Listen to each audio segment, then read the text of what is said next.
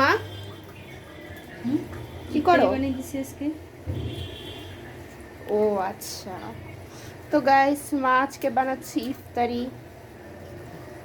ইফতারি আজকে কি কি বানাবে?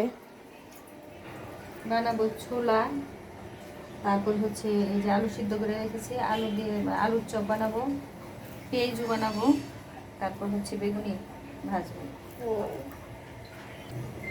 ছোলা রান্না করবো। তার জন্য মানে তেল দিয়ে দিলাম। ঘুনিটা এভাবে রান্না করলে খুব ভালো লাগে।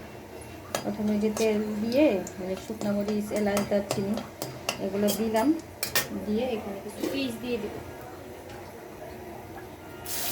পেঁয়াজ দিয়ে দিব। পেস্টটা ভাজা হয়ে গেছে, দিয়ে দিলাম আদা রসুন বাটা,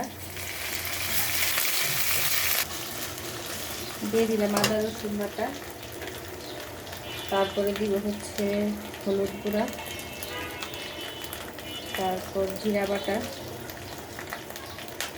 তারপর ধনিয়ার গুঁড়া, অল্প একটু মরিচ বাটা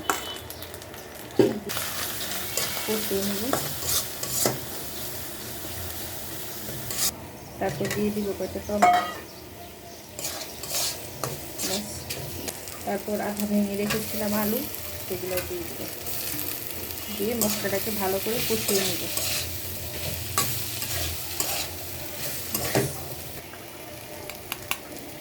অল্প পরিমাণ লবণ, ছোলার মধ্যে লবণ দেওয়া আছে তার জন্য অল্প পরিমাণ দিয়েছি। মশলাকে কষিয়ে তারপর ছোলাগুলো দিব, অল্প একটু পানি।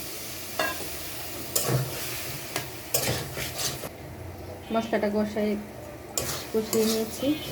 এখন ভাত দিয়ে রেখেছিলাম ছোলাটা দিয়ে নেড়ে চেড়ে ঢেকে দিব, একটু ঢেকে দিব।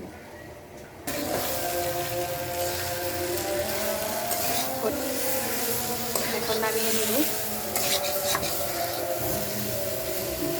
হয়ে গেছে ফ্লেভার না, পুরোই মাংসর ফ্লেভার। নামিয়ে উপর দিয়ে ধনে পাতা আর পুদিনা পাতা কুচিয়ে মানে উপর দিয়ে ছড়িয়ে দিলাম, দেখতে সুন্দর লাগবে, মানে খেতে ভালো লাগবে। লেবু সাইজ করে কেটে দিয়েছি, গল্প করে পাতলা করে।